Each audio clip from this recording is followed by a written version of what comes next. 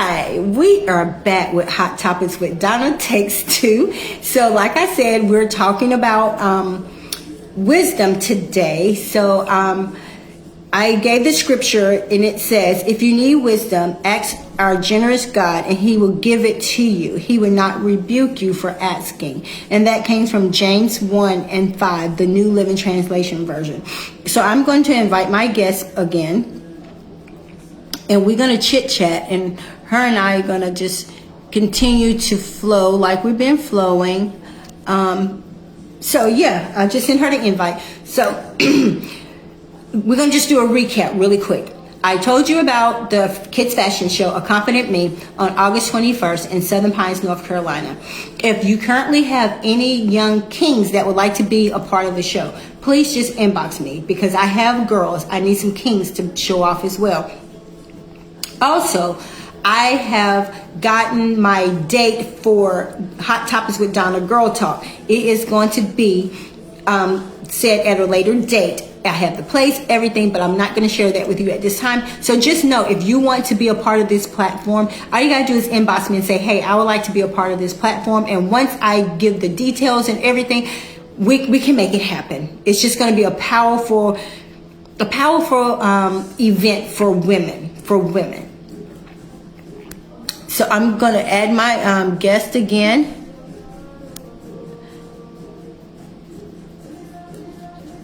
Okay. Waiting for her to be added. Yes. So that's going to be powerful. Hey, we're back. Can you hear me? I hear you. Good. I can hear you. But yeah. So can you kind of like just recap? I kind of like did a quick recap and tell people, talk about your wisdom, about your toolbox, on how you keep your wisdom intact. Well, when you was talking about wisdom, I learned from past experience how people treated you. And you prayed about it. You just like ask God, said you ask God for wisdom. You ask God to give you the knowledge to go with that wisdom. You're like, give me understanding of why people do the things they're doing. Right. And then I start using the two like a friend. Like I said, when I was working at Womack, a friend of mine was like, I was go through so much with people being nice and kind to people. But now I got to the point I was so fed up. And he was like, use your toolbox. She said, because when you give to people, you give. And then when you don't give, when you're tired, when you're fed up, you're fed up. So when I would like use a toolbox, and it's like a mental toolbox, you were like, okay, I recognize gain, I recognize the negative, and I also recognize the positive. I don't want to use the negative for people that's using positive stuff, and I didn't want them to use that against people that were actually genuine. You know what I mean? Right. So you can't blame people that's that's coming to your life that you ask God for to be like, when they really actually trying to be your friend, or they trying to come into your life, and when you ask God to bring people in your life, it's going to be a positive and not a hindrance. Exactly. So I ask God to show me, allow me to recognize that, give me discernment of those people, so I won't be pushing people away. Because I had started pushing people away, because I was like, I don't want to deal with negativity. I don't want to deal with all this drama. I said, because I'm getting too old in age where it's just too much. You know what I mean? Exactly. So my circle, at this point, my circle is small. When I say small, my circle is small. And when you say and I'm a person, if you say you're going to do something, if you can't do it, just let me know you can't do it. Don't just not call me and I call and I'm depending on you to do something. And then you just don't show up and you don't do it. And I'm hearing from you like years later, oh, I couldn't do it. I'm done. I love you, but and sometimes my circle is small too, but and like you said, the older we get, the wiser we should become. We shouldn't be still acting like we were 20 now that we're in our 50s, but some of us still do.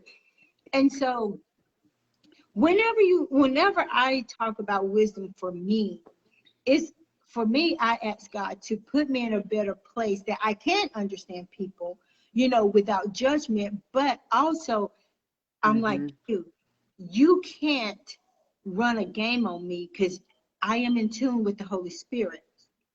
And when he calls a spade, if you will, then it's time, when it's time to check out. And it doesn't mean that you are cruel. It just means that I see you. Yeah. I see you. Yeah. And so whenever you're doing your toolbox. How is some days easier than others for you to be like, oh, I need, like, all your days that you're frustrated? How often would you say you have to go in your toolbox to get to get what you need? How often do you have to go in that toolbox to say, oh, okay, Lord, I need to go in this thing, like how many times? How many times? One too many. Because okay, let's be transparent. Let's be okay. Yes. Our sisters, our African American sisters, and I'm just being honest. And that's what this is about. We are the worst. When we We say are. we're gonna be there for our sisters, Mm-hmm. we are the worst. We downplay each other. When you say you happy for somebody, be happy for them. Yes. Don't just say, Yes. don't make it just like I'm happy for you. And on the side note, you just telling one of your friends, y'all same friends, like, you know what, she thinks she better than us because she doing this. So Donna thinks she doing this because she doing hot topics, and she, no, sister. Yes. And like for me, if I'm happy for you, I ain't got no hidden agenda. I said, because And that's one thing I can say about you. You've always, even when we just met through a mutual friend, you've always been the same. And even when I started doing this hot topic, like, it's nothing for you to just text and say that I needed that, or you keep pushing, because I am doing this not for accolades, not to, I'm doing it because this is what I was instructed to do. And anything that God say do, I have just learned. I just need to do it and not worry about what others say, And that's when he said hot topics with Donna Girl Talk, is because exactly what you said. We as African American sisters, we're so busy tearing each other down. Mm-hmm. And we say we got each other, but we don't. And so how do you deal with that? I'm about to get emotional now. I'm just like, because I'm so, I want us to be able to come together as one and not be able to just like tear each other down. Like, why? Yeah. Because it's so important to me for us to get along. If you see somebody that's down, why is it so hard you to lift somebody up? Like, it bothers me, Yeah. Whether it's friends or family. It's just yes. I just lost my sister-in-law 2 weeks ago today. Yes, and I'm sorry to hear. A month ago today, and my brother is so strong. I've never seen a strong person in my life. Wow. I'm sorry, y'all, but no, you're good. Just bothers me. And you know what? This is the thing.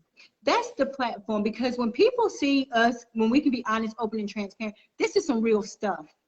Because that's why when I say girl talk, it's because, and I was talking to a minister today when I dropped some jewelry off, and we were talking about the same thing, about how we, especially, it may happen in other cultures, but we can only speak on what we have.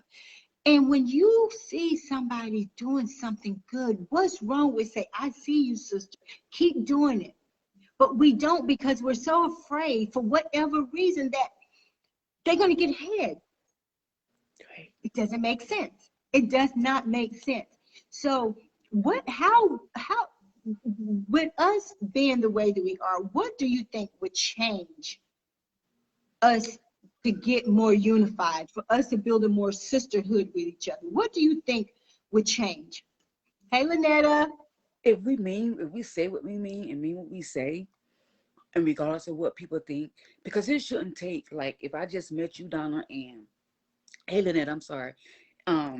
If I just met you and we met through a mutual friend or whoever, whatnot, and not call nobody out, and they start talking about you to me, I'm not going to accept that, because I want to get to know you on my own accord. I don't want to listen to what somebody else has to say, because just because they don't like something about you, don't mean I don't like. That might be something I really love about you. Exactly. We're not in high school anymore. We're not children. Like, you are so right. I'm about to turn 50 in August. I want positive. I say, God, I want positive people in my life. For somebody, if you see me doing wrong, pull me to the side, sister. I'm not gonna get offended. Exactly. Because you're doing it. If you're doing it, especially if you're doing it out of love, you're doing it in front of a whole lot of people. You don't know what you might get. No. Don't call me out in front of people. Call me to the side, especially if we are people of Christ and we say we are Christians. Because I don't need to go and say, hey, I'm saved. I don't need to tell people, because if I'm walking in the light, if I'm walking exactly. they will already show. I don't have to be like, well, just I'm a Christian. They don't want to see the other part of me. Why we Mm-mm. keep saying that? If we gave our life to Christ, we are a new creature in Christ. That's right. We shouldn't be But talking about what they don't want to. And I caught myself saying it, God forbid, but I changed that tune because you know what? If I'm yes. a new creature in Christ, Mm-hmm. oh, they want the love in me. I'm gonna love them regardless. I'm gonna love them regardless if they say something negative about me, if they say something to somebody else about me. It's all void because I It, know it, how God feel about me. The only person I'm concerned about is exactly. how God think about me. And that's how I am. And that's when I did the thing on acceptance. And when we can accept our flaws and accept everything about us, that's when we can love and accept people where they're at. And only because we're Christian, it's not written in the book that we're not going to make mistakes or we're not going to sin. Mm-hmm. But it's so amazing how Christians are the ones that shun us quicker than sinners. So therefore, we have to really and truly know who we are in Christ, because we can be damaged by Christians, because we can expect that from the world. We can expect that from them. Lynetta said, I've had a lot of people tell me that they were glad they got to know me because I'm nothing like what they heard. Exactly. Because you know what? Exactly. Only because you may have had a bad experience with Lynetta, I Mm-hmm. can't judge how your experience with her went, because now I'm only going and seeing it from your eyes, from your perspective, or vice versa. Lynetta can't tell me about you. I have to get to know you for you.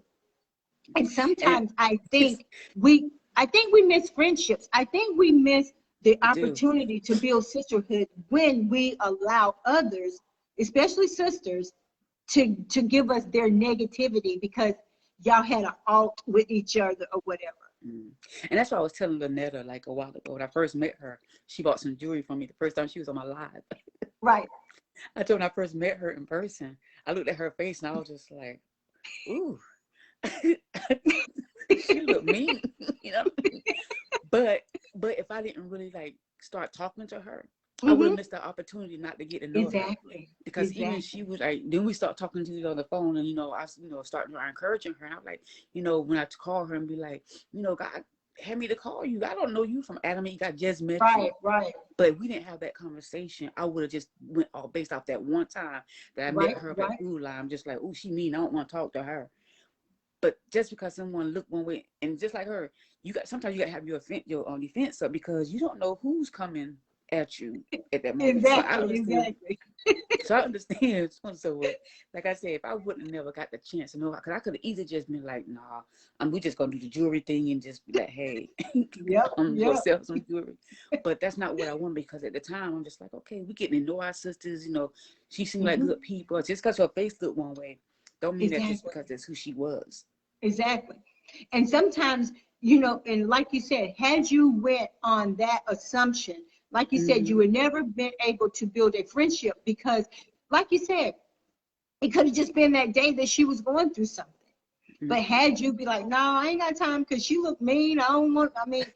And you didn't allow what she looked like deter you from trying to say, okay, Lord, I see her. But what I'm seeing wasn't even her, And sometimes I think we miss friendships like that. We miss cultivating friendships from different people. Because I always say, you don't never know who God may place in your life for that other piece of your blessing or your other piece of your push, Mm-hmm. because I thank God for people that support me. And it's amazing where, like the guy was on here earlier, how, he gave us that encouraging word. I don't even know if I know him, but just because they may have seen this platform and they still say, I love the positivity that you guys are doing. Be blessed. Mm-hmm. Like you said, I don't know who I touch. I don't know who goes back and watch my live. And that's why I say, when I do my lives, I try to make sure I handle people how Christ would handle them. Because Mm-hmm. I don't ever want to be um, in wrong with him when he said, you didn't handle them well. Yeah, And so with that wisdom, have you ever not listened to the wisdom of God? I have. because I want to give a person an opportunity to change it, their narrative. And I'll be like, okay, maybe they're going through something. Maybe just, right. you know, let me just try this again. But I ain't gonna get. I'm watching you while I'm giving you this chance. I'm still watching you while I'm giving you this chance. But not listening to God. Mm-hmm. You know, ignoring all the signs. You know, because I want to give that person a chance. And I went back and I'm just like, I couldn't be hurt because I did it to myself. Right. And the whole time God's like knocking on the door, like, I done told you, like, it's not that he don't want us to love other people, but also we don't want to be like put ourselves in a position to be hurt by other people. So at the same time, just like, well, for now on, I pray about it and I'll be like, Lord, give me the wisdom and the understanding to be like, when that person come against me, Exactly. don't let Leisha rise up. Thank you guys for joining Hot Topics with Donna. But so we're gonna. I mean, we just. Oh God, and one thing, because just like what I said when I asked you to be on the show, you was like, oh, I don't know. And that's the funny thing is because you know what I found out that when people don't have scripts, they're more true to who they are. Mm-hmm. But when they start having scripts and I start saying, okay, well, I'm going to interview Lynetta, she will have all this time to have all the perfect answers. You know what I'm saying? But when you can just be honest, open, and transparent who you are, that's when you know God has truly taken you to another place. That's when you really accept who you are. Because I tell people like, my nose, this is a McLean nose. I inherited this. And then, and I used to be I'm like, oh, why? But you know what? Now I embrace it because if he saw fit to give me just this asset, then he did it for a reason. So who am I to say, okay, well, I don't want this?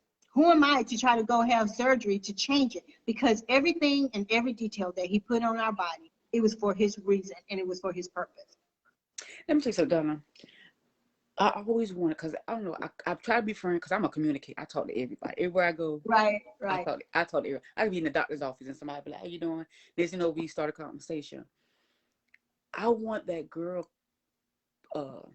relationship with somebody where have like, hey, let's go here. I don't have that where I can just get up and go. I mean, I have two sisters that I love dearly that's here, but sometimes you want to step outside your sisters and just have those friends. You be like, well, let's go do me and Lynetta are always open. If you want to hang out, we can hang out. Because, like I said, people's not always. You want to have a sisterhood with your sisters.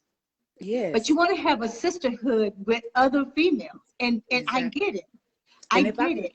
And if I can minister to somebody that I've been through something, I haven't been through a whole lot. I'm not gonna lie. I haven't been through where people have been on drugs or alcohol or all that other stuff. That's not my testimony. But my testimony is I have been in past relationships where my feelings was hurt or I was going through something with them. Mm-hmm. If I can minister to a sister that's going through something and I can help, I want to be that help to you. Yeah. I don't want to be like showing you and be like, girl, if I was you, I don't know what I do in your shoes. If you've been in an abusive relationship, I don't know. I've never been in an abusive relationship. So I'm not going to tell you what I would do. I'm not going to say what I do. I'm not going to say you should stay in that relationship because of your kids. I'm not going to say you should leave your relationship because of your kids. Hey, yes, you gotta learn Coach, from your experience. Sometimes one day you're going to be tired of being sick and tired. Coach Silbo said, love the skin you're in and always be you. Yes. I met her I think it was last Friday. I did a Zoom. Very powerful sister. Very powerful sister. And and it's good when we, like you said, when we can empower each other, celebrate each other. Because when we do the girl talk, I hope you come. It's going to be where you're at. And I'll, once I get the date, I have the date, but I'm not going to release it yet. And I have the location. And it's funny because when I did my live, I had a sister reach out to me and had me call her, whatever. And I'm so forever grateful because she saw what God and sees what God is doing in me. and she offered me her platform, if you will, her space. And, you know, and I was just so thankful. Have each other back. You're right. And so when we can do that, just imagine how far we can be. If I'm steady beating you down and you beating me down, we're not getting anywhere. We're not, because we're not trusting each other to say, you know what, she has my back. I know I can call on Alicia. If I am stranded, I should have someone that I know I can call on and say, hey sis, can I'm stranded here, and you know, even if I'm stranded in Raleigh. Yeah. And when you say I'm coming, then I can rest assured. I can sit here and say, God, protect me until they get here. Mm-hmm. But when you start saying, girl, you know, it's 12, 1 o'clock, then that's already a red flag to say, I know when I get in trouble. I can't call Donna because she ain't coming. She gonna be like, I'm still in this bed. Lynetta said, put me in a room full of women smarter and wiser because I want to grow. Women have to stop being jealous of one another. You are so right.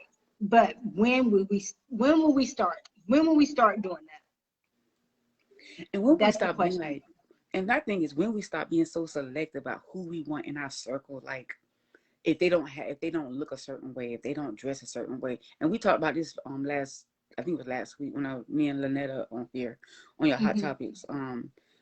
Right.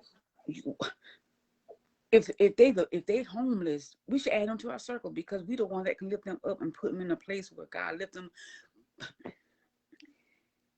We so caught up in our own surroundings and in ourselves that we feel like we can't help nobody else on the street. Like I'm telling you that one time when I was going on the road and people say I don't give money to the homeless. Granted, you have to be careful about that too. But when God put on my heart to give that homeless guy $6, I drove and I seen him one time. I never found him again. But when I ended up seeing him, he got that $6 because I was going to ride around trying to find him. Because I seen him one time and had never seen him again. Girl, I don't know if God was using that man on the street and was checking to see where my heart was. I took that $6. And that man. And I remember you saying, because you kept saying it, you said it on your live, you was like, I'm not going to be satisfied until I get this to him. And it was about your obedience and about your diligence. Because you know what? You could have easily said, well, Lord, you told me to give it to him. I ain't saying no more. So, hey, I'm going to need just $6 for something else. Starbucks. That could have been my Starbucks money, but you were so adamant. I remember you were so adamant about like I need to give him this money. But just so in doing that, what do you think God was trying to show you? We gotta humble ourselves. Like just because people are homeless and you see them looking one way on the street, you are no better than them. Because you wear your hair a certain way, because you dress a certain way, because you live in this big old house, or because you drive this certain type of car. That could be easy to you because God giveth, God take it away.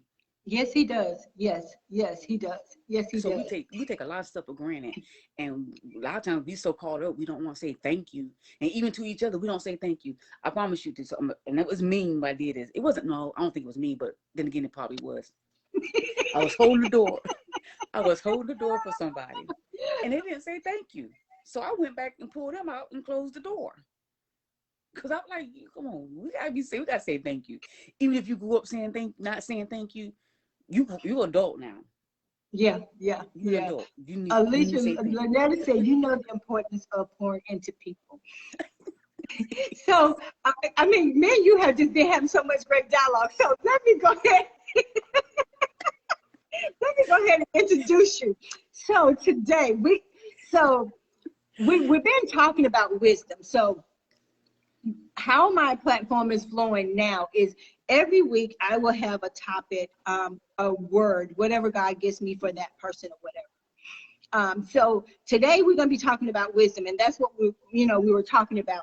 So I asked Alicia, and she told me, and if you missed it, you can go back and watch the replay or whatever. So this is Alesia M. Shaw-Pulley, and I'm gonna give you some of her titles.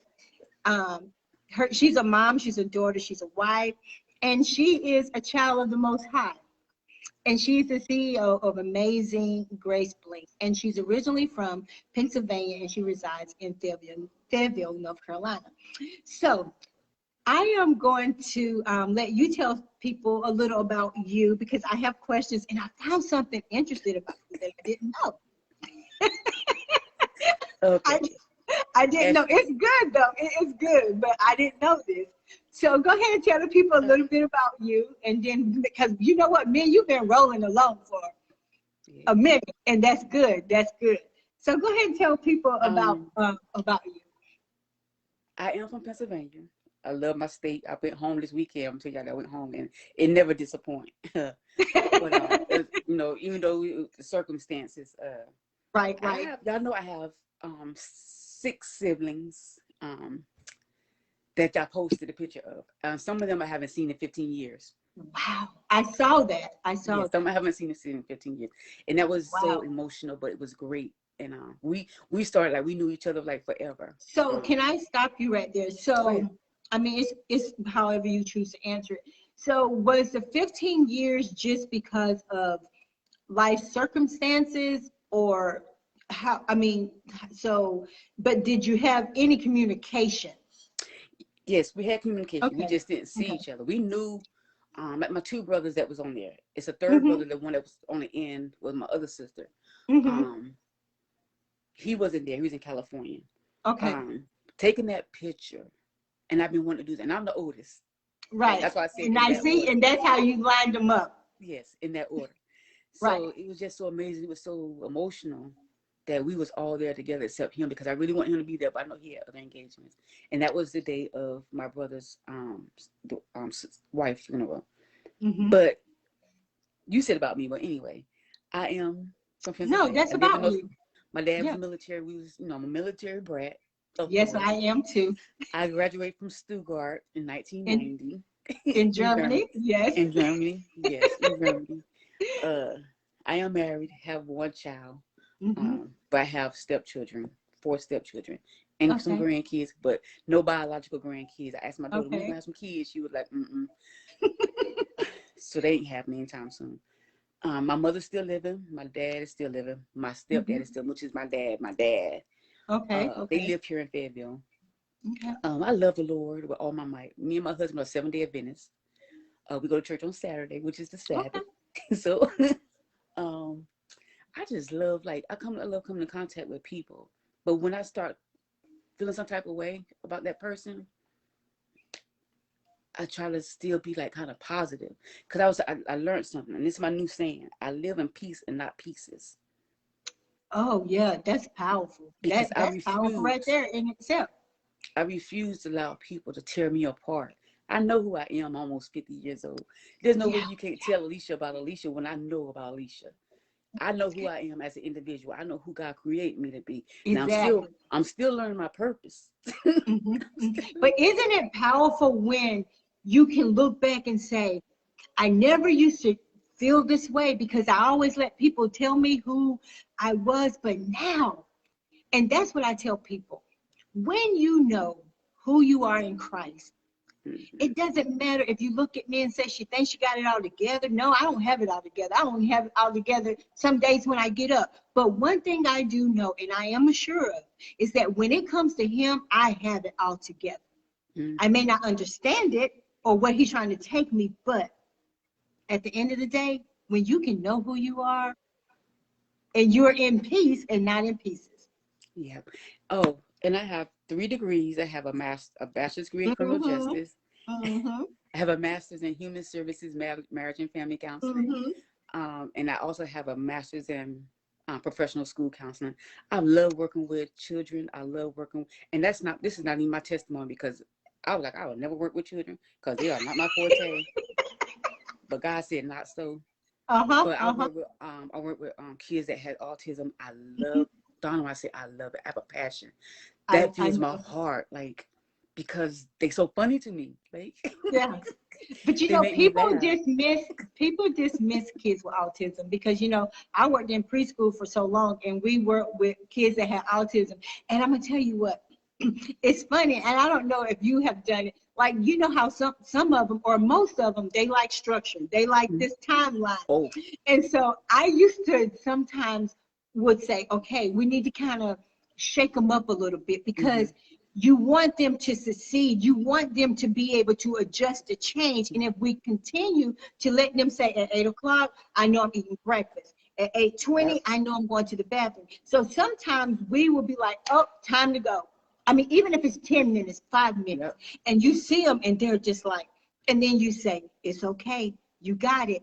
And then you're like, Lord, they got it, because we want them to be successful. So how do you do that when you have kids that so are used to this timeline? We keep that timeline. Like, what bugs me is one parent, she when one of my students don't come to school, he's thrown off. And you know, when kids have autism, they thrown off that time. Yes. They Yes. thrown off, and then I'm having a hard time. It's not really a hard time. I'm having to get him back on that schedule. But it's easy as pie, because you have to have that patience. If you ain't got Oh, patience, yeah, you do. you Yeah. don't need to be in that field. You got to have Nope. patience. You got to have patience. Look, no matter what type of child you're working, you got to have patience, because some of these kids are on medication. Yes. And you got to know the difference. Like this summer, like tomorrow, we're working this summer. When he's off his medication, I can tell the difference. When he's on his medication, I don't push him. I let him do the limit. He'll say, mints. I like, let's get some work done. You'll get a mint, because his mom gives him some mints. And he'll get that work done. Because the girl, the Joker knows some multiplication. He can spell. He can write sentence. You can just be amazed of what this child can do. And I said, don't question what they can't do. I said, because if you keep them on a time schedule, and you work with them and keep them consistent, child, bye. It's amazing that some of these kids are smarter than some of the regular kids that go to school. Exactly. So when you said you wasn't going to do this, and then when God just placed you, if you will, did you fight against it? I didn't. It's crazy, because I started in high school at Westover. And teenagers gravitate to me, because I get down to their level, and I'd be like, child, bye. And it was so funny how I would walk into school, ninth graders. I would put them in, as soon as because I was a full-time substitute teacher at the school. And first they were just like, I thought you was mean, because I was coming there with an agenda. I was just like, I'm not gonna be smiling at y'all. Y'all think I'm playing with you. Right. But once they got to know me, they was like, I ain't want to be in your class because you look mean. I said, no, I'm just proving a point that y'all not gonna be able to get over me. I said, there's a time we could be serious, and there's a time we can sit down and communicate and and play around a little bit. But once I'm serious, I'm serious. Girl, I had kids from the other building, because the ninth grade academy, the other kids from the other building coming to my classroom. I'm just getting out of my car, going into the building. Oh, Miss Shaw-Pulley or Miss P, I got some tea from you. I'm like, I ain't had coffee this morning. I got like 5 students down to follow me to my classroom. Oh, girl. First of all, I'm not your girl. Right. Miss Shaw-Pulley. And I had that type of relationship with them, but they respect me.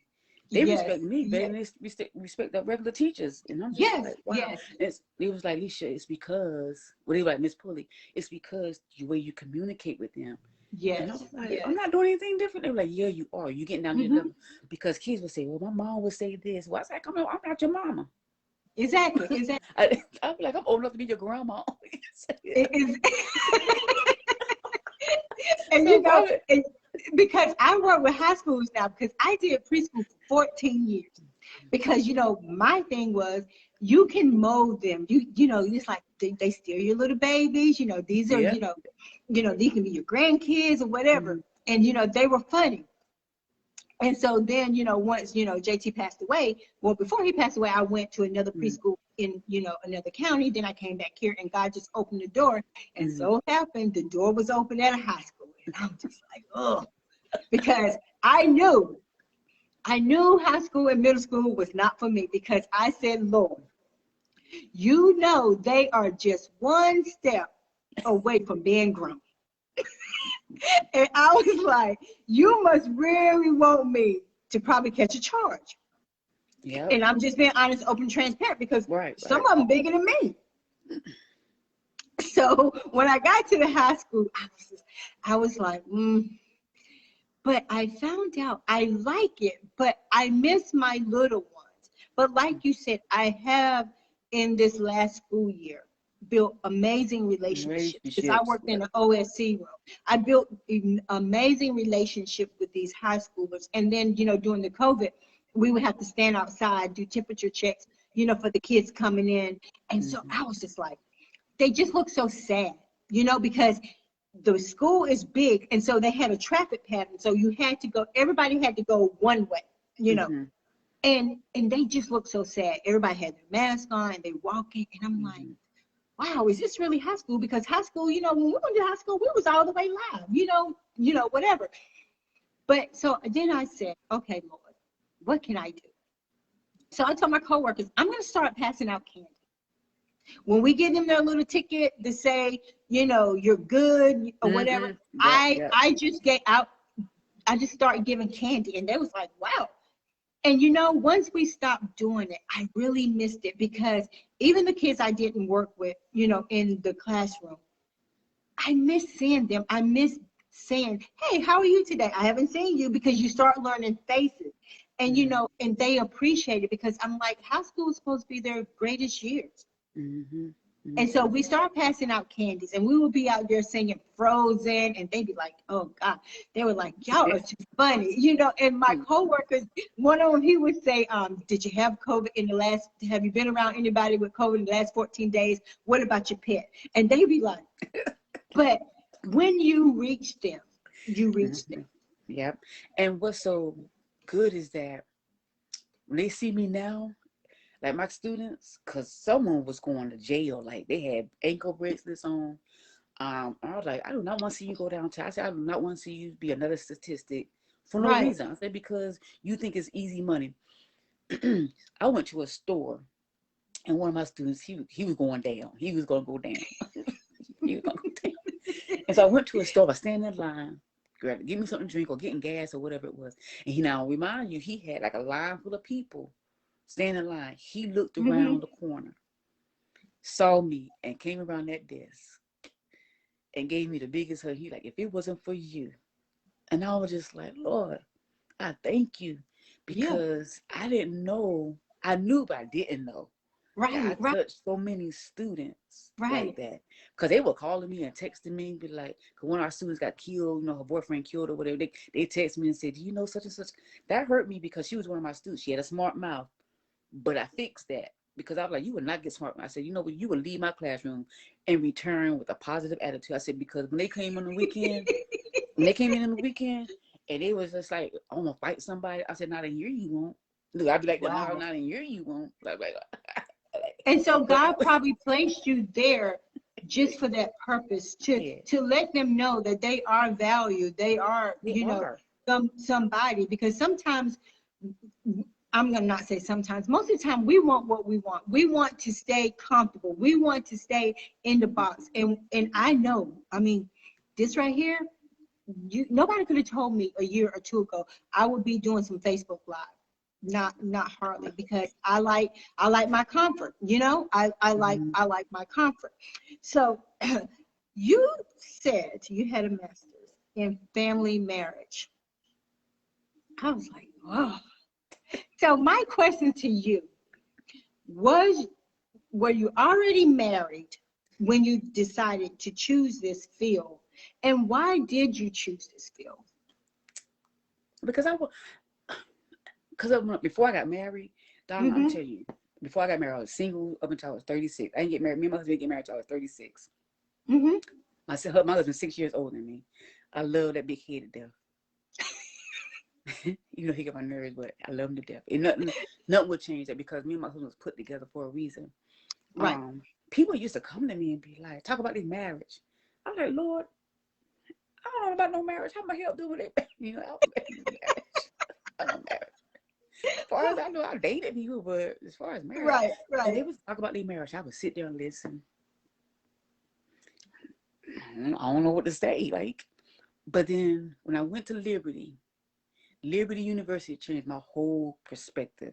When I say Liberty University, y'all, if anybody think about going to school and get their master's, go to Liberty, because it's a Christian school. It's awesome. And when I went, I was like, human services, marriage and family counselor. I can go work in the church and do counseling Wow. without having my license. I'm waiting on God to be like, this is the church I need for you to go to. This is what I need for you to go minister at. Because I asked him, God, what is my calling? I love doing drama. I don't know if Yeah, y'all know that. I love we're doing gonna talk about that in a minute. So finish talking about this marriage camp, because we gonna get on to that, because yeah. Once I get in a place, I want God to put me in a place where it's time for me to minister to married couples, because we have so many broken marriages. Yeah, we argue, Yeah. but why should we go to bed mad and wake up talking about I want a divorce? Yes. For 30-something years you've been married, now you want a divorce. I don't know your story, but can y'all work it out? Is there a way we go? Because God don't like divorces. God don't want us to get divorced. Yeah, yeah.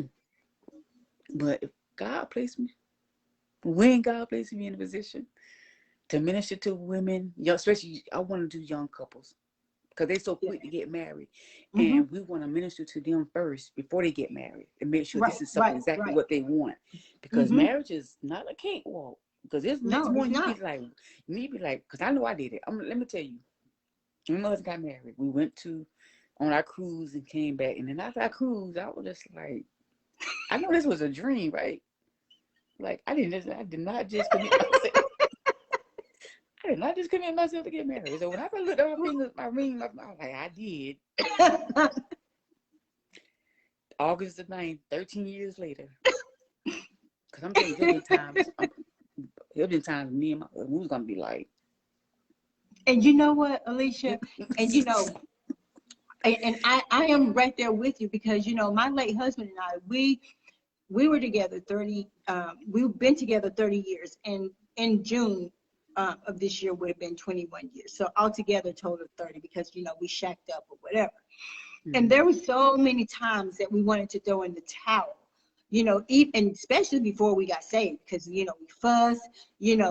I don't want to be with you. We was just so mean to each other. And then when we got saved, we tried to still love each other and stuff. And like you said, sometimes I'm just like, I don't have to deal with this. I don't have to take this, and I'd be like, okay, well, you leave. And he'd be like, no, I ain't leaving, you leave. And I'm thinking, like, why are we staying? Why are we staying together when you surely not happy? I'm clearly not happy.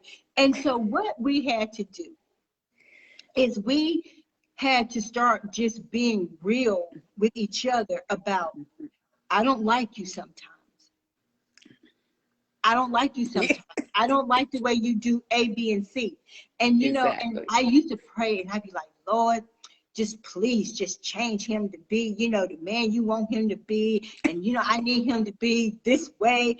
And, and it was so funny, because God checked me. He was like, well, what about you? About you. And I'm like, I'm saying to myself, Lord, I ain't talking about me. Like, I'm talking about what I want you to do with him. But when God said, what about you? I had to step back, and I was like, because, sometimes we think, oh, yeah, I'm good. I, make sure his food when I didn't cook, because he cooked. But if he needed me to do something, I did it. But what about you? And so when we came to Christ, we had to ask him to show us how to love again. Because the love wasn't going to be like it was before. Because you can fall out of love with that person, or you lose, you're not attached to them anymore, mentally, physically, and everything, because we allow things to shape us and just get us off course. But we had to recreate a love for each other. Yes. And let me tell you something, Donna, girl. There been times ago when my husband had a big old argument. You said we need to normalize marriage, and we need to normalize marriage counseling. Yeah. There been times, girl, I had a Mazda CX-7, and then when we had this big old falling out, I went back every piece of clothing that I had and put. We was talking about this. We was talking about this the other day. He said, "You remember that time you packed your car up with your clothes Girl, and I got a lot of clothes, Donna.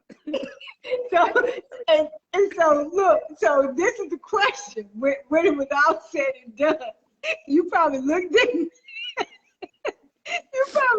there and said, "Oh, okay, Lord." And Lord probably said, "You packed it in. Help you put." So let me ask you this: did He come and help you take the clothes out? I'm gonna tell you, it was so funny because I kept them clothes in there for a good while. Like, I ain't going back to take that stuff out that because I was like, not doing this.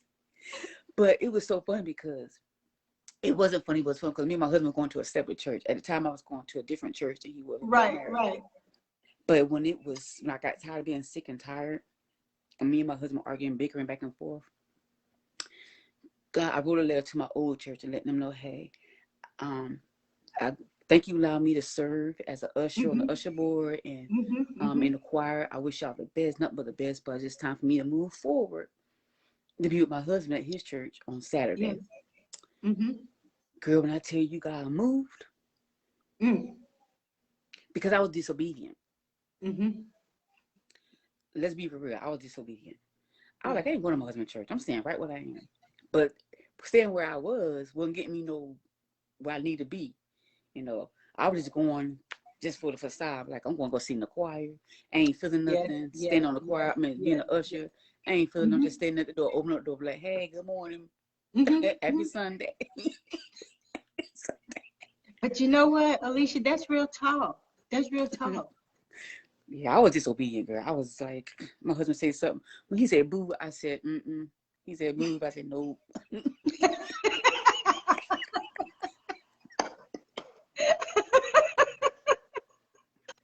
I love it. So do you think you have you operated in counseling since you had your master's degree? I have not, but I have spoken to people, but not in a setting of counseling. And people, like I said, people ask me now, like, I had more questions as a single person than I do because I'm married now. I can answer all your questions. I can answer a lot of your questions now that I'm married, but as a single person, wow, you want me to minister to you when I was single, but now that I'm married, it's like I don't get a whole lot of that. But but my testimony is like when God said obedience is not what we think it is. Because my sister was just talking about this weekend, it was just like when Alicia got married and the pastor said obedience, she had a 5-minute pause, girl. My sister said, she better go ahead and say, yeah, because my feet hurt.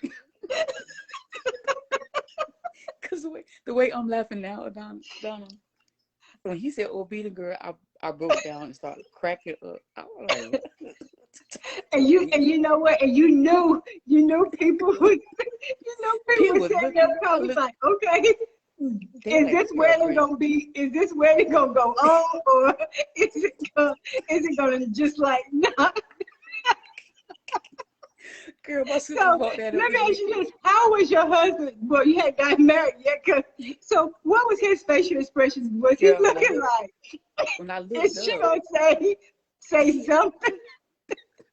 When I looked up at everybody and looked up at him, I was just like, oh, yes.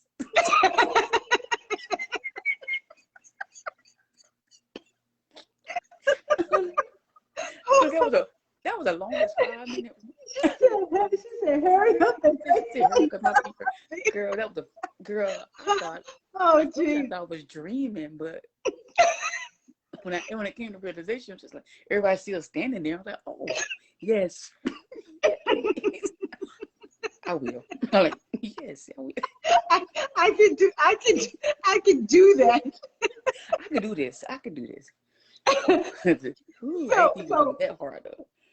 So how, like, even with your counseling degree, how have it helped your marriage, just with some of the training and the educational piece, about counseling as in that field?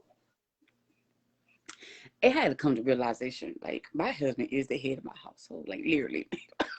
Right. I had to come to realization like that he is. And as a Black woman, I gotta learn how to keep my mouth closed.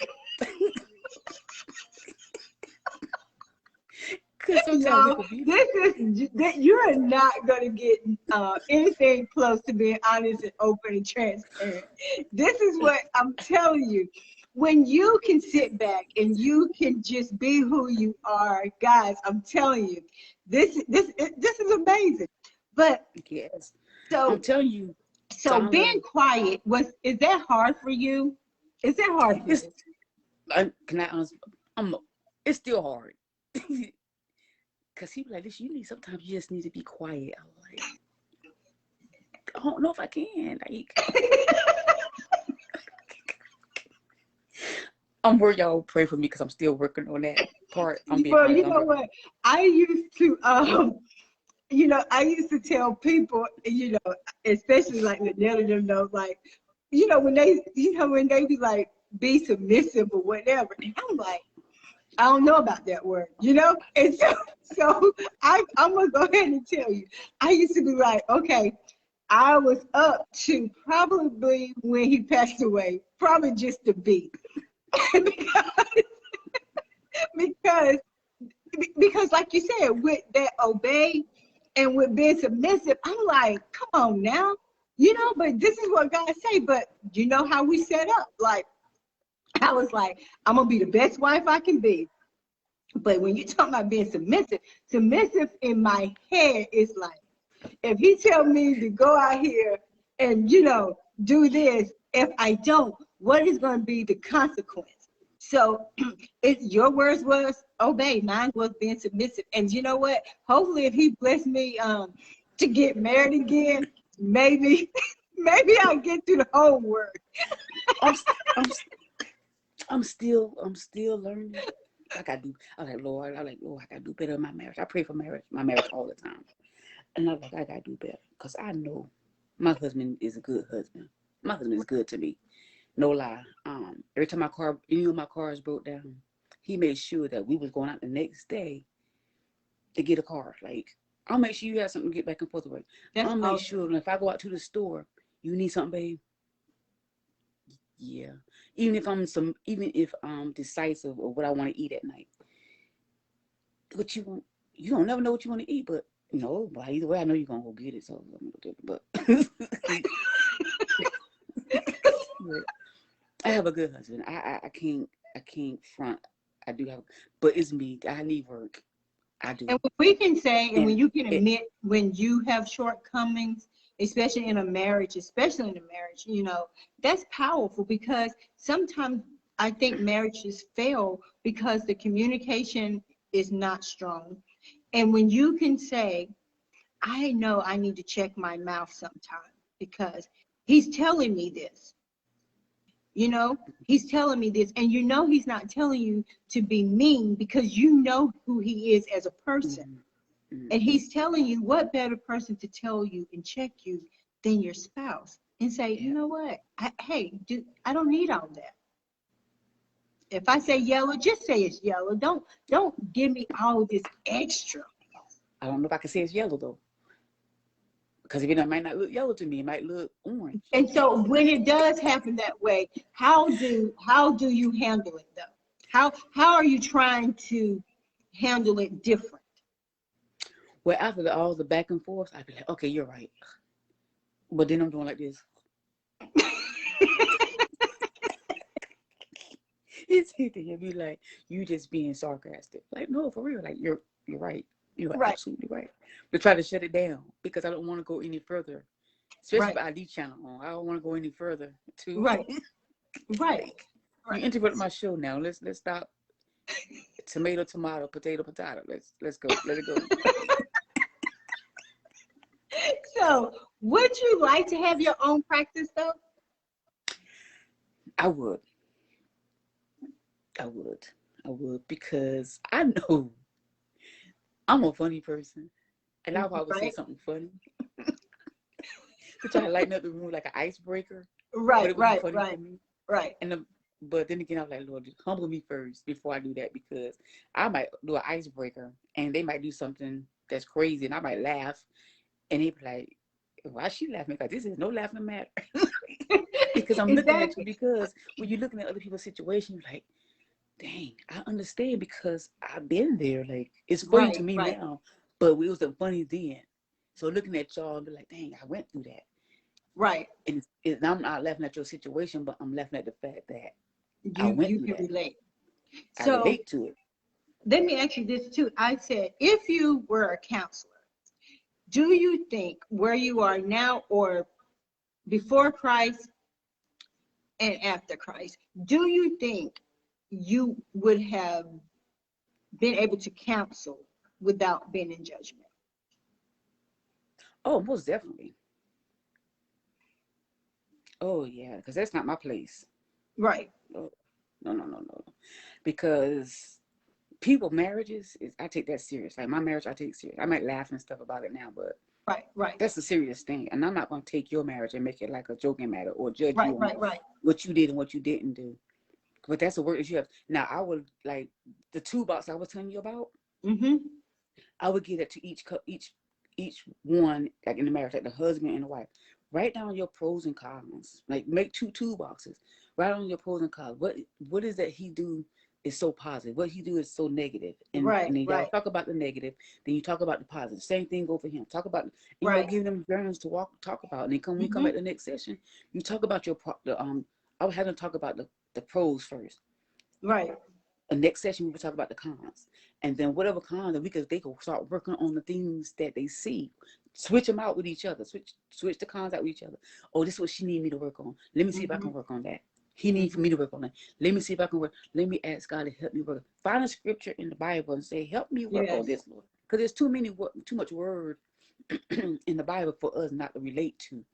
exactly. Trust in the Lord with all our heart, lead not to our own understanding, and Exactly, not to all our exactly. ways. Let God direct our path, not Alicia Yes, direct. I yes. can't direct my own path. Now, cause I'm No. gonna mess it up. I'm gonna mess it up. All the time we will. I'm We will. gonna mess the whole thing up. So And so that's my scripture to go to. with all of that, would you would like you said you would want to counsel younger people? Do you think Yes. that younger people, I always say they think that having these fairy tale weddings, Mm-hmm. everybody glitz and glams, but once it's over, Girl, in it's real over. life sets in. You getting married, that's real life. But that day, it's like, oh, everybody's just there, and it's all about you. And a lot of times they don't realize once you say I do and you take off this wedding dress and the party is closed down, then what do we do? What do we do? You And so looking how would like you counsel them in the sense of, hey, did God put you together first? But what happens, or what do you think will happen once the I do is over? what did y'all talk about in the beginning? Did y'all talk about, because finance is like the biggest part of Right, divorces. right, right, Let's talk about your finances first. Who do who, especially if a woman's the big breadwinner? How do you right, look at that? Like, how do you right, look at that? How do you see yourself with that? Are you okay with her being a breadwinner? right. Because a lot of times men think they're supposed to be a breadwinner. No, you still the head of my Yes, household because yes, it's your alpha male. But she's just helping us, helping our circumstances. Now, if you want your grind to be bigger than hers, you gotta go out there and do some hustling. But don't right, get right, mad at her because of her situation. And like you said, right. once the marriage is settled in, sit down and talk about it. I mean, your honeymoon phase is over, sweetie. Like now it's time to get down to the nitty gritty, like Yes, finances. Uh, do we want any kids? That's something you should talk about, because some kids, people say, yeah, just to tell you, yeah, I want kids. I want 3 kids. But once you get married, I don't want any kids. right, right. So it's Nope. all about being Up upfront, front in the honest, beginning. open, and transparent. In the Because, beginning, everything, and I everything think that you. sometimes we go into marriages, relationships, not being true to who we are. And when we're not true to who we are, that's how this dysfunctional relationships happen. Because we're Mm-hmm. not we're not true. Because my grandma used to always tell us the real you will surface sooner or later. So why not let the real you already be up front? Because then Mm-hmm. you don't have anything to hide, because they can either say yay or nay. Yeah. Yeah.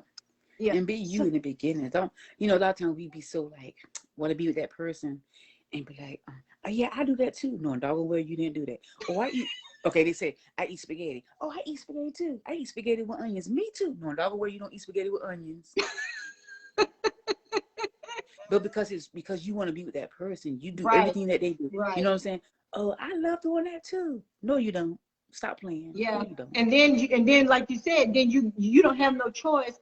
You have a choice, but then it's like you're gonna be miserable because you started something that you don't want to continue.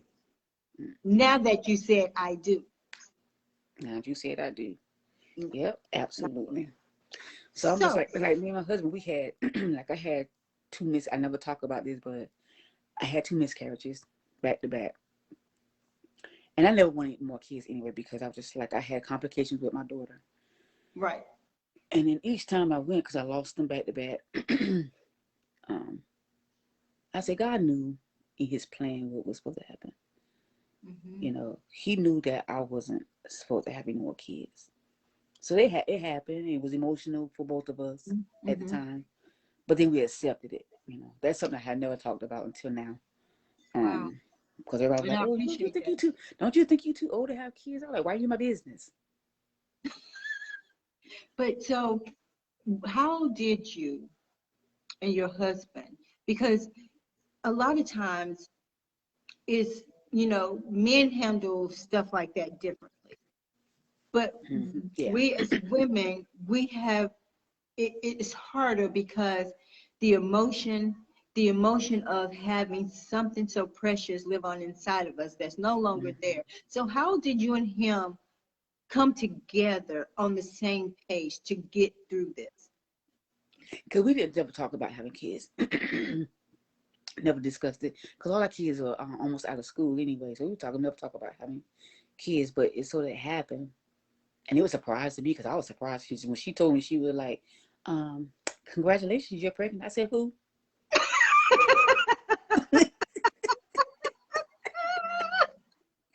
She was like, she was like, because she was Arabian, and she was like, you're pregnant? I said, who? I said, you're not talking to me. She know, I know you ain't talking to me. I told her, so you Right, right. And she said, yeah, you're 3 months. I'm like, oh, okay. Took it. I'm like, okay, well, it is what it is. You know, I'm Right, married, right. so it ain't like I'm with somebody else. Like, he's gonna be my baby daddy. He's gonna be like my whole husband. Like, so I'm like, okay. Next day, I think next 2-3 days later, I was bleeding like crazy, and went to the doctor. And I went to the bathroom, and I was like, what is this? Because I pulled it up at is it too much to tell them? No, we I just pulled, honest, open, transparent. okay, I pulled it out the toilet, and I was like, this is like a fetus. So I put Mm-hmm. like a little Tupperware container like this, and I put it in my purse. Like, went to work, like nothing happened. Like, and I worked with a PA, and I Mm-hmm. showed her, and she was like, Leisha, go to the doctor. I'm like, what? She go, that's a fetus. Mm. I'm like, who? She that's a fetus. I was like, okay. So we went to the doctor.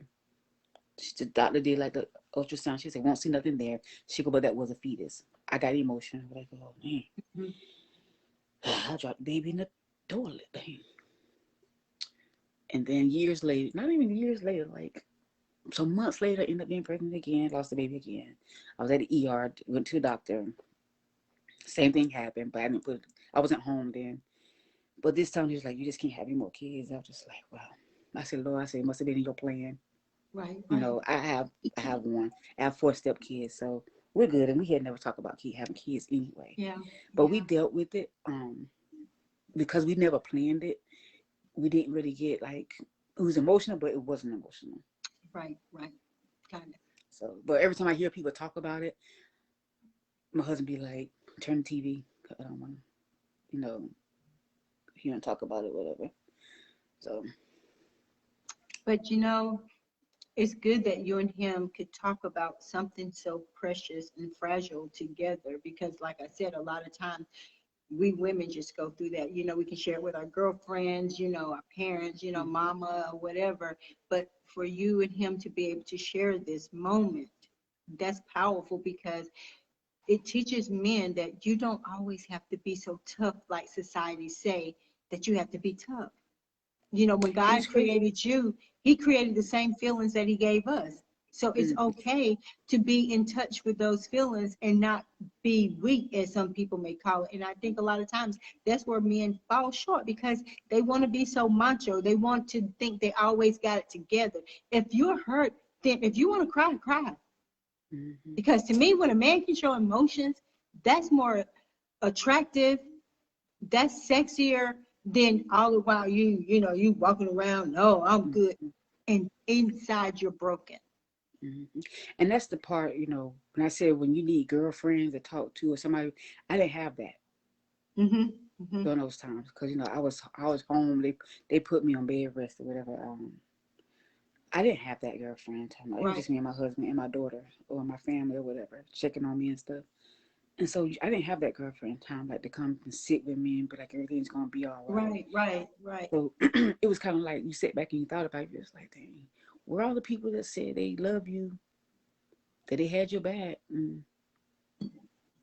That's why I'm very careful about who I come in contact with, because situations like that occur and you're not there. Like your friend's not there, but God's gonna always end up being there. Always. And so we're going to talk about us being Papa sisters.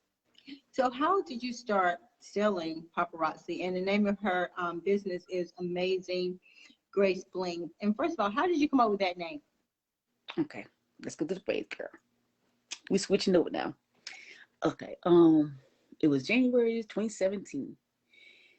I was like, on my upline, I seen them selling pop. I'm like, where's this paparazzi about? I see it on here, jewelry and stuff.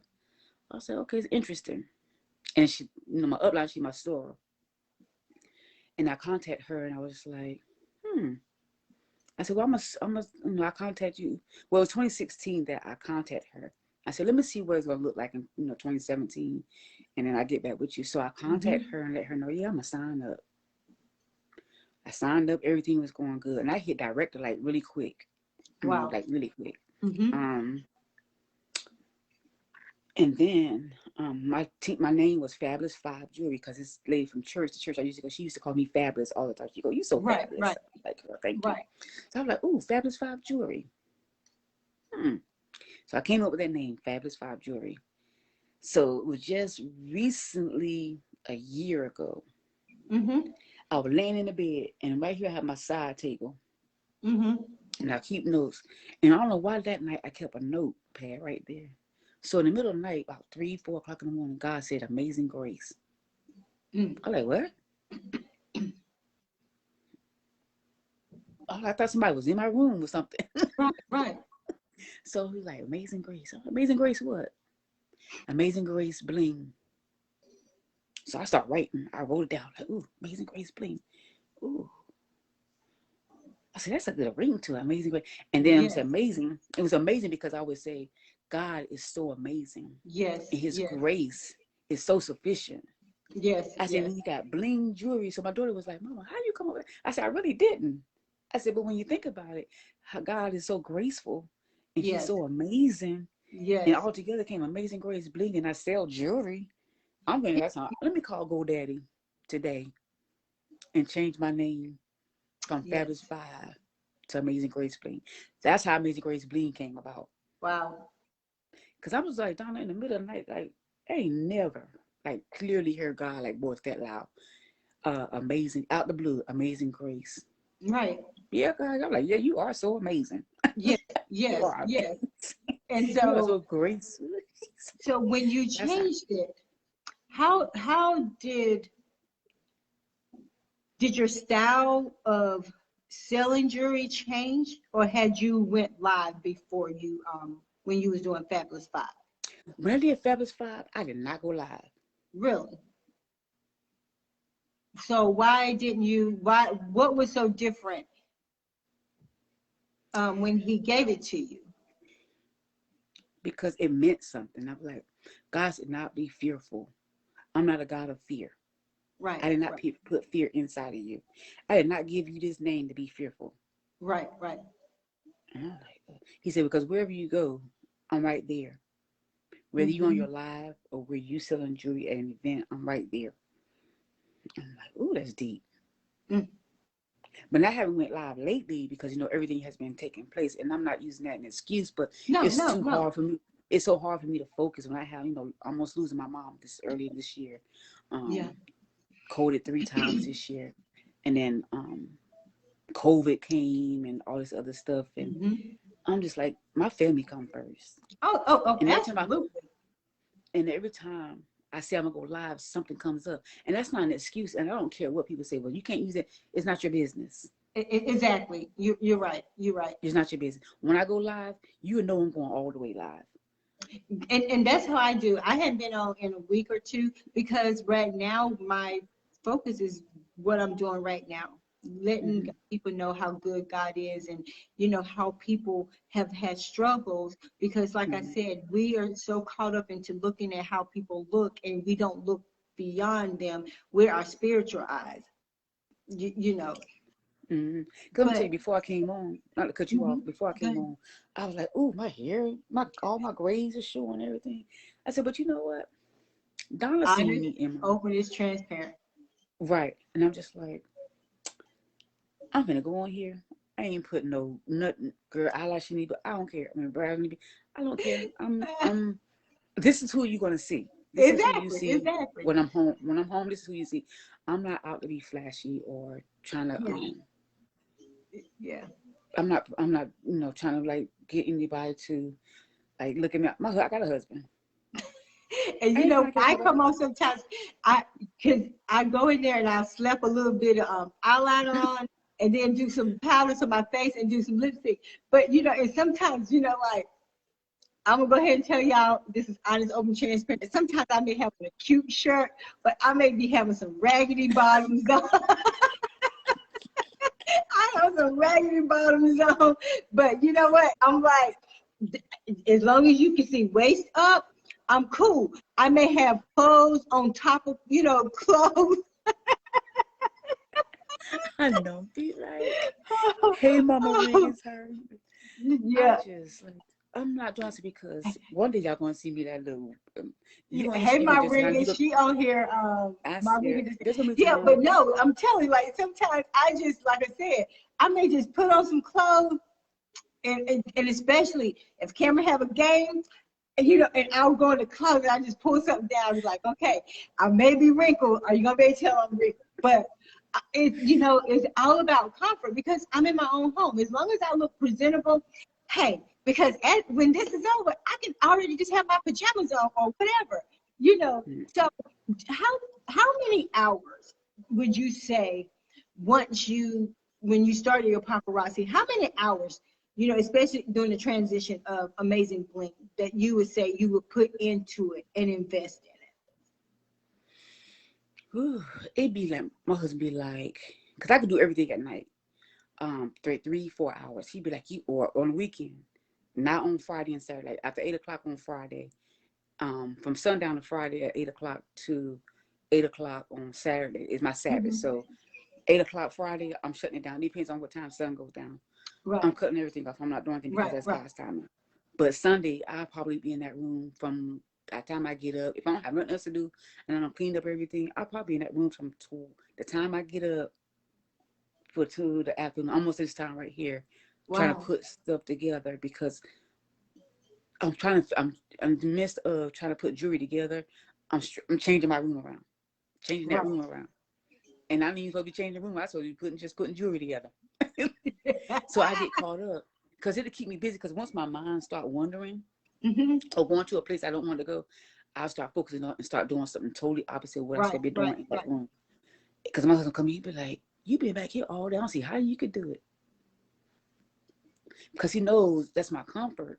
Right. Because I want my mind going to start thinking about something negative that it don't even have nothing to do with nothing.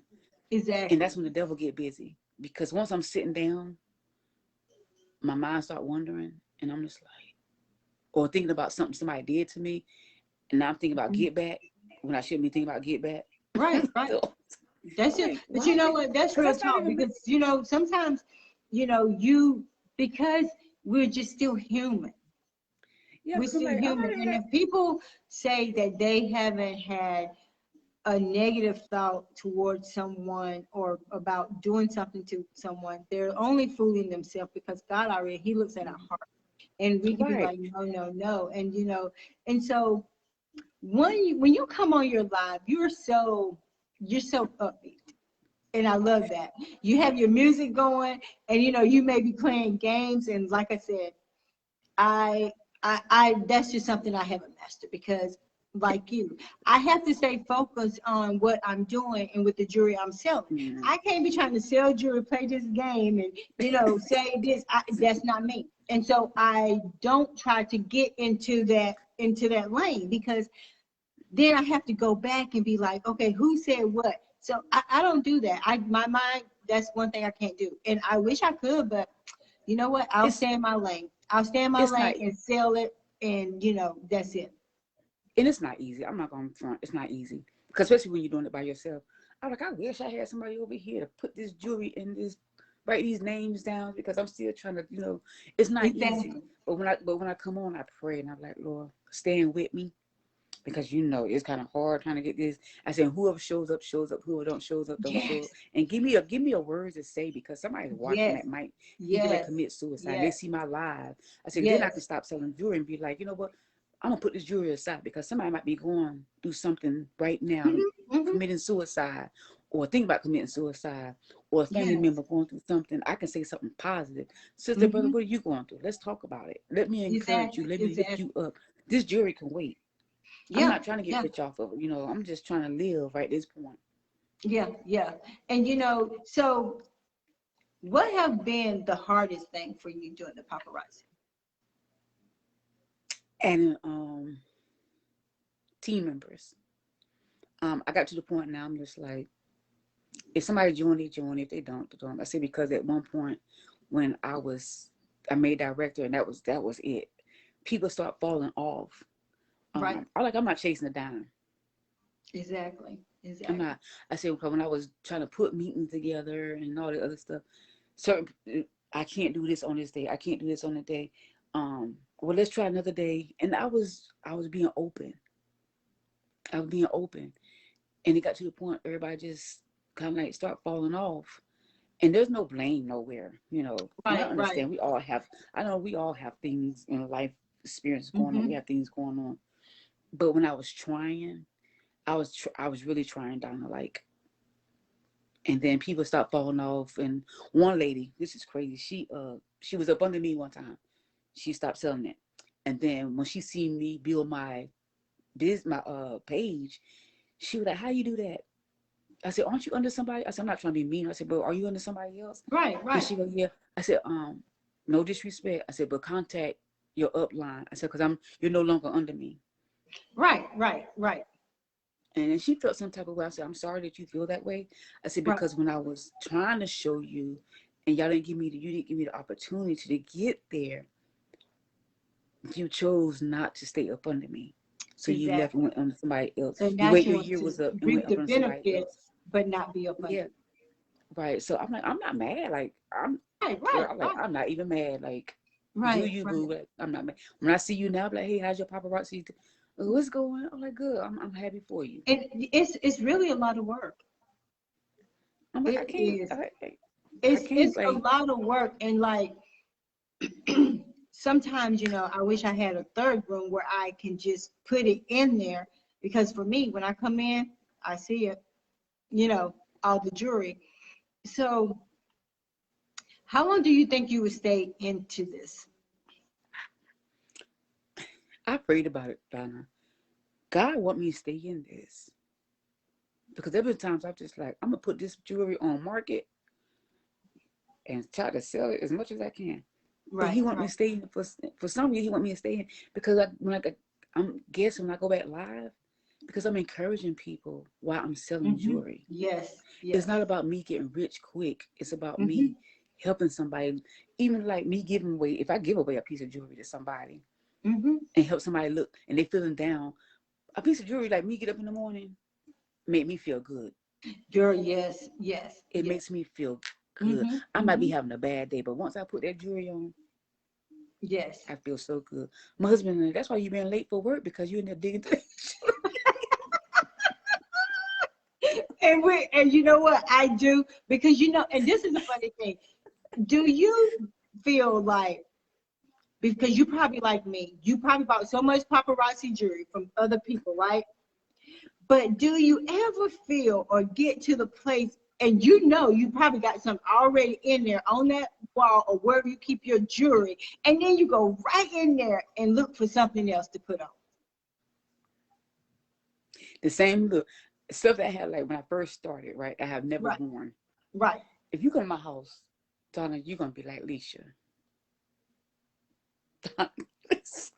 Stuff I have never worn. I looked through these too, because I got these little dollar things from like Dollar Tree, these clear buckets, right? I got some on my dresser and I got some in this corner. That I looked through the other day and I was like, I ain't never wore this. And I had this since I started. But I go in the other room as soon as I bought some jewelry and wear that. I need to Yeah. wear what I have first. And then Exactly. But how do we do that? Because like I said, I have jewelry that I've been buying for a lady that used to sell paparazzi and JT, and that's how it all come about too. Because he was like, you buying all this jewelry. You probably done bought a kid already, you know. And so, but yet and still, I still go and find a piece. You know how you find a piece, you be like, well, I ain't sold this yet, you know. It may be a one and done. Yeah, so I'll go in there and just put it on, and then you add it to the other collection of stuff that you. exactly. And then a lot of times when I post this necklace I had on today. I only got one left, right? I'm waiting on the silver piece to come in, and then I put gold earrings on with it. Right. I might say I still have the necklace, but I'm out of the earrings. Right. And I know sometimes people are like, oh no, I want the whole set. So if I might go on, I'm like, oh, I got some other old gold earrings that I match up with, and I match it up with. Right. Oh, okay, Right. I want that. But a lot of times I only buy 5 pieces, because I ain't got to the point where it be on 25 pieces and nobody's not buying it. I'm not doing that. Yes. Because it's hard for me I already do selling like those 5. 4 pieces. Yes. So I was like, we all don't have the same thing. And I'm not in competition with them. Because if you have a piece that I like that I don't have, I'm like, oh yeah, I want that. Yeah.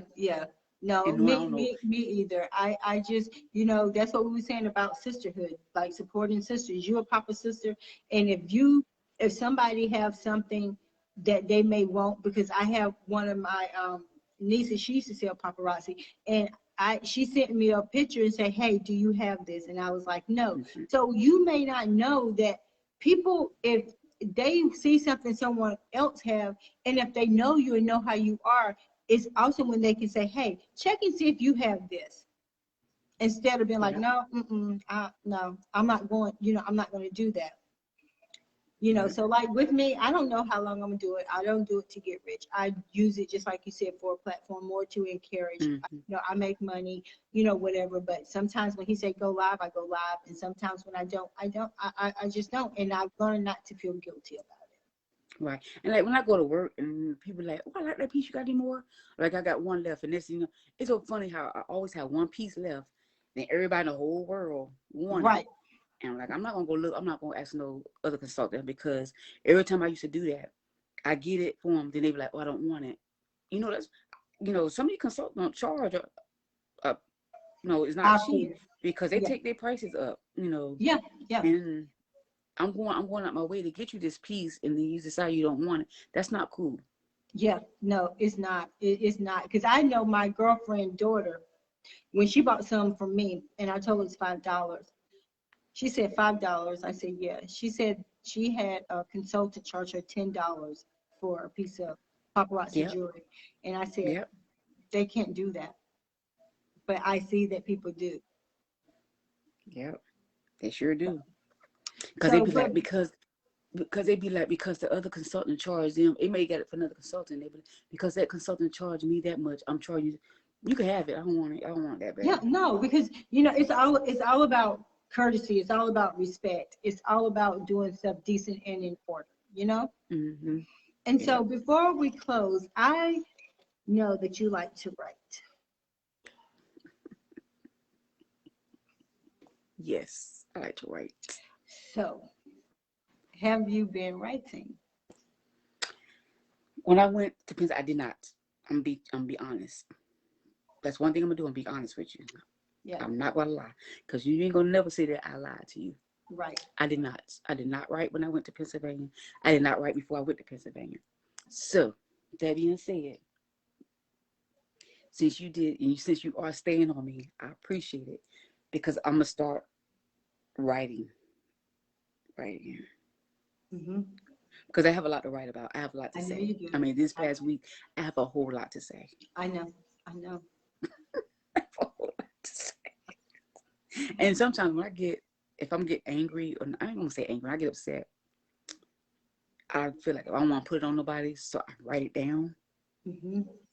and put it to the side and be like, okay, don't go back and write that down, because I don't want to take my frustration on nobody. I remember something frustrating about that took place a while ago, Right. and it just popped up, and I'd be like, oh man, I can't believe that joker said that to me. So I'm not gonna take it on her. I'm not even gonna contact her and believe she said that. Yeah, I'm just but you truly need to write, because that's truly a gift God gave you. And when we operate in that, then you don't know your writing and your skits and stuff could bring deliverance to a lot of people. You can't just sit down on it, right. and I'm learning from experience. God is stretching me, and sometimes I don't want to be stretched, but I have put myself in the position. The more he stretched me, then if he's stretching me, he's going to teach me, he's going to guide me. So the more you write, he's going to give you what you need to write. He's going to give you what you need for your people. And Let me tell you something so deep. My sister-in-law, this lady said something so sweet about her, and she was talking about her at her eulogy. She was like, Toya used to say that she asked God to give her space to add people into her life, right? Mm-hmm. Make room so she could minister to people. That auditorium was so packed. And she told Toya, she said, she let her catch, she said, Toya, God made space. And I said that room was packed with different cultures. Diverse. It was so diverse in that place. That was just so deep to me, and I'm just like, wow, Lord, make space. Mm-hmm. Yes. Make Yes. space. Yeah, because we want to stick with our own. We don't want to allow people in, and that's the sad thing. We miss out on so many opportunities. And for me, writing, I write in my journal, and and I had another guest on here, and I told her, when I write, I can be as raw and open as I want to. But the reality of it is, when you look at it, because you go back and read it, you'd be like, wow, I didn't know I had those deep, unresolved issues or feelings until you look at it on paper. Because then that's when it becomes real. Yeah. That's when it becomes real. And like I told her, I'm in the mix of writing my last chapter, but I know once this chapter is over, in my book, the chapter is going to really, truly be complete for JT and I, because God gave me the title, An Imperfect Marriage Saved by Grace. I know that's right. You better do it, Thelma. But I want to, and I know whenever it's time I will, but I know he has to build me up in that space. Right. He has to build me up in that space. And so you just have to continue to write. Do you need me to send you a journal, a fancy journal? Now, I don't turn away gifts now. I just don't ask for them. Okay. I got it. But just start writing, because you got a lot to say. He gave you that gift. But this has been so amazing. So, like I said, whenever you want to do something, hang out, reach out and say, hey, I was thinking, if you ain't got nothing to do this week or whatever, hey, let's ride, whatever. Because most of the time I'm home. I'm just doing me, just being who I am. And, it's just been amazing. And I just really and truly thank God for you being honest, open, and transparent. you know, and a lot of times people don't want to be that. People just want to see the surface. But when you allow people to see who you really are, they love you even more than the superficial, because at the end of the day, I can make this look however I want to, but how is my heart? When I go off camera, how am I? Am I a bowl of mush crying and don't know what I'm supposed to be doing or how to be doing it? But when we're true to who we are.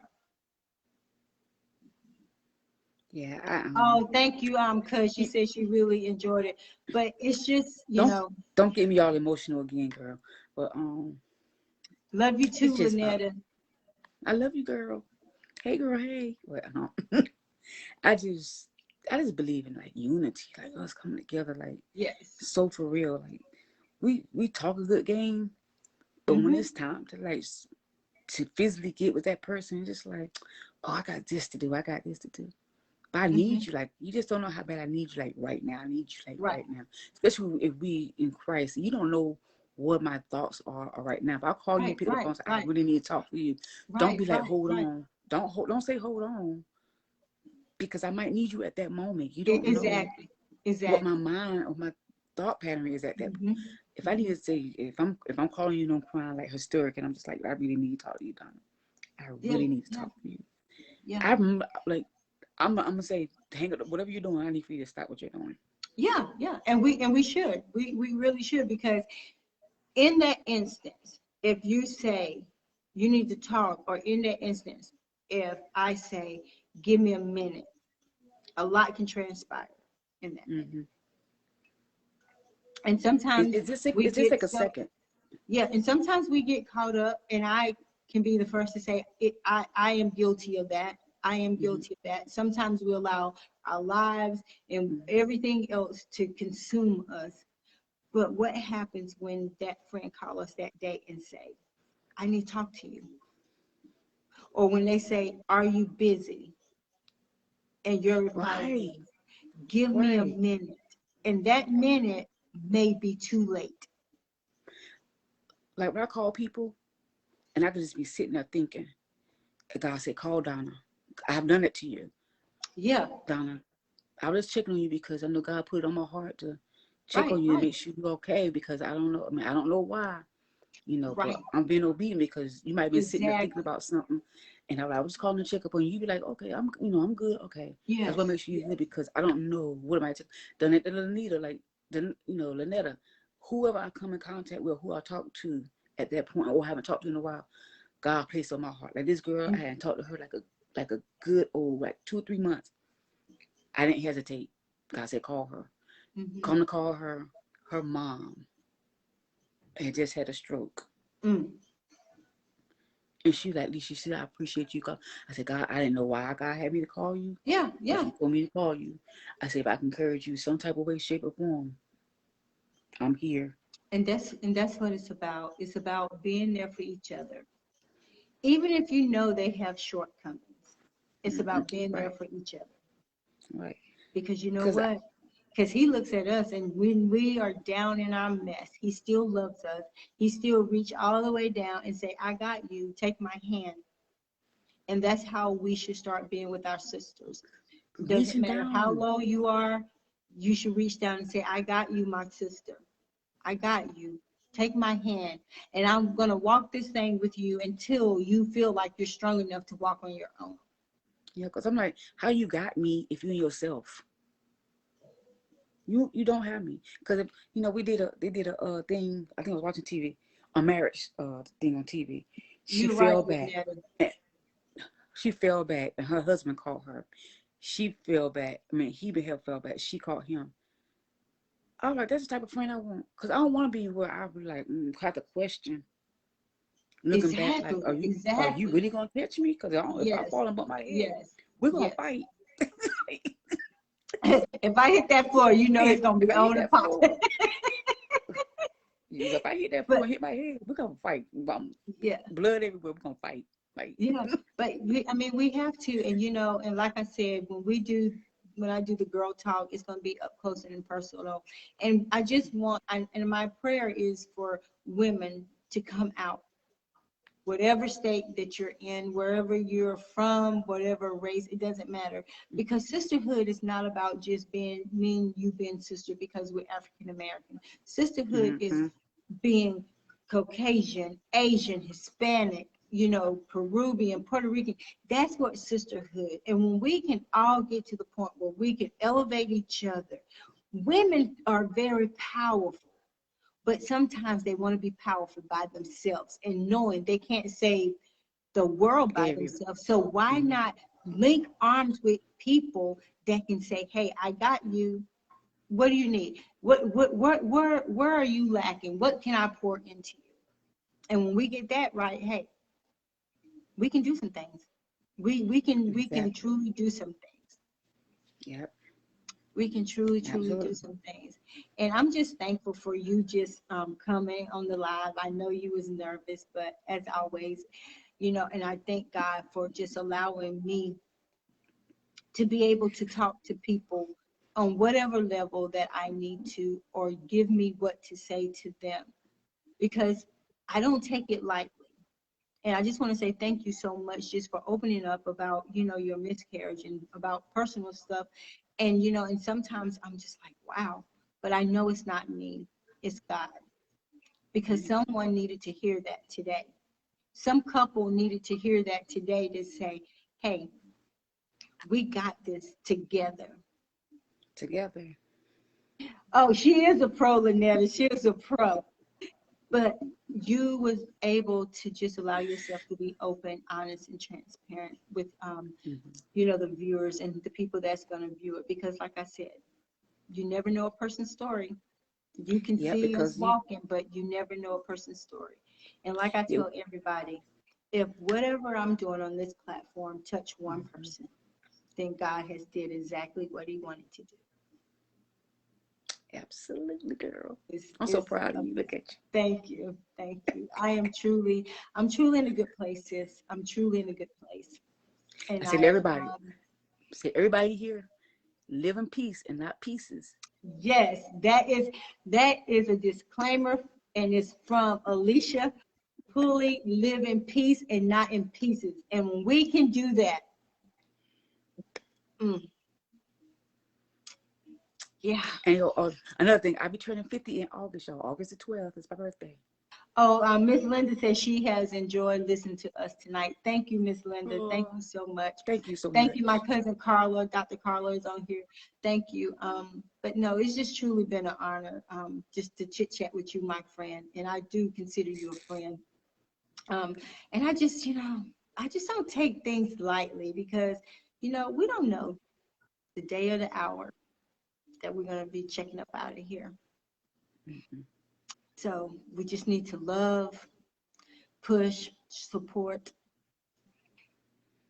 Like I told my husband, and one more thing, I told my husband, I said, when I pass away, don't be everybody getting up there talking, test the line about me, talking about how close we was, and that's a lie. Yeah. And you know what? And that's exactly what my late husband said when he passed away.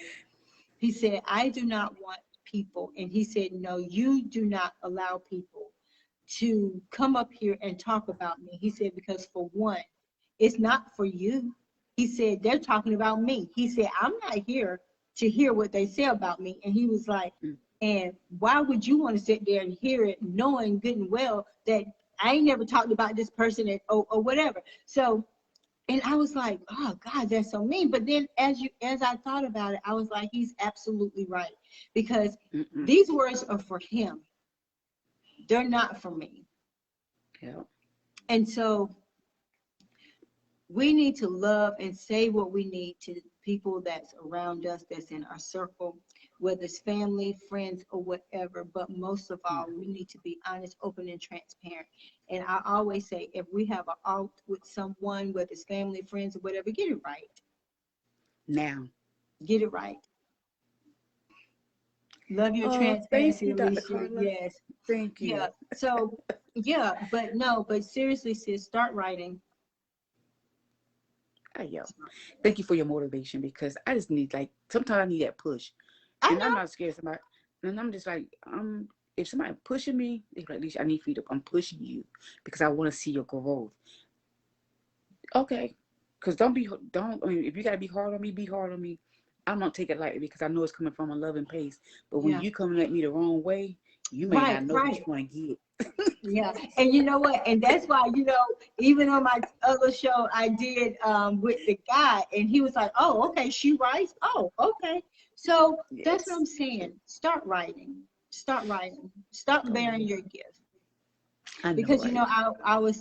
I had did a Zoom. I don't know if you've seen it when it was called Poking Holes that I had. I missed it because I was in Yes, and Pennsylvania. so we were talking about how Christian judges and don't see us how God sees us. And it was Come on now. powerful. You have to go back and see it. It was powerful because I was on a platform, with ministers, and when the minister Yeah. reached out, asked me, I was like, okay, Lord, me. But you know what? I said, why not me?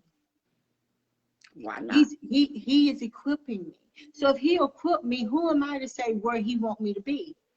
Because Hmm. remember, I told him I will go, say, do what you want me to do. So now I done told you that. Who am I to renege on what I said that I would do for you? Hmm. And so Hmm. if he gave you the skill to write, write, Absolutely. write. And I'm not afraid of writing because I know I can write. I know I'm you're not not afraid of writing. afraid. It's just I that just, you I'm be you are honest. I sometimes I comfortable. just get, You're sometimes I just get, comfortable. no, we get comfortable where we at Yes, and be yes. like, I'm gonna Mhm. write, and then start doing something else.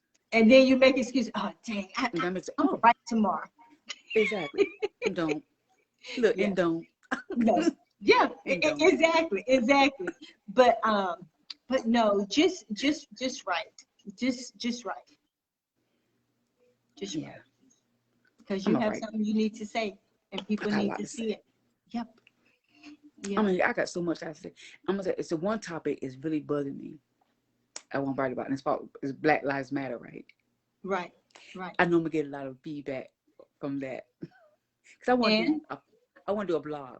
I just need somebody to show me how to set it up. That's what I'm working on. go Jaslyn, I'll send you her name. She's a blogger. Okay. I had her on last week. She's a blogger. So good Christian girl, just beautiful spirit. But I will give you her name and you just tell her that I told you about her and she will help you. She will guide you. Okay. So I will send it as soon as we finish the live. But I just want to say thank you and hopefully we You're can welcome. get together soon. But like I said, I will let you know when the girl talk with Donna is gonna be. Okay. Just let It's me gonna be know. awesome. It's I'm gonna be right awesome. here. I ain't going to. I'm not going anywhere unless God say, "Come on, my good and faithful servant." I'm gonna be like, "See y'all later." See you later. But I love you, my sis. And I'm going to send you her information. Thank you Okay. so much for being on Hot Topics with Donna. You're Bye. Oh, wow. An amazing, awesome interview. So thank you guys for tuning in with Hot Topics today with Alesia M. Shaw-Pulley.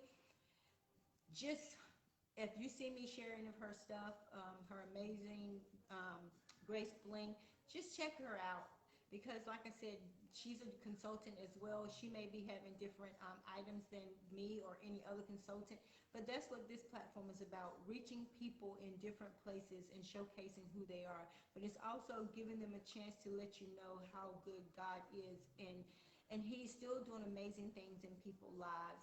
So whether you want to birth something, all you got to do is just say, God, give me the wisdom to learn how to birth what I need to birth, what you have placed inside me. And so the word for today is wisdom. And so when we ask him for the wisdom, as the scripture said, if you need wisdom, ask our generous God, and he will give it to you. He will not rebuke you for asking. And that is James 1 and 5. So whatever it is that you need wisdom in, whether it's understanding if you need to do a business, whether it's wisdom to understand a relationship that you're in that you do not understand, whether it's a job or whatever the case may be, always seek God's wisdom. And once you seek his wisdom, he will always guide you in the right direction.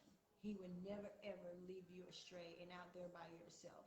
So until then, I am your host, Donna Taylor, and this has been a phenomenal Hot Topic moment. So remember, on Hot Topics is where we are honest, open, and transparent. So you guys have a wonderful night. I have another amazing guest coming on Tuesday, and I will have another positive word for that guest as well. So until then, I say be safe, love who you are, and treat people how you want to be treated. And even if they don't treat you the way you want to be treated, you still treat them how God would treat them.